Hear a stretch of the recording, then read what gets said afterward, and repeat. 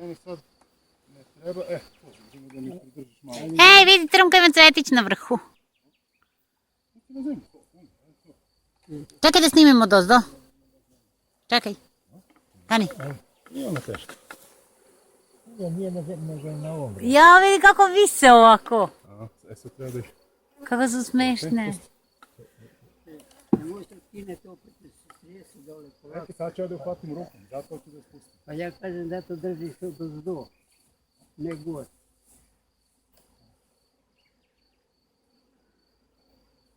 Tada! Roj je uhvaćen. To mali nešto. Pa mali.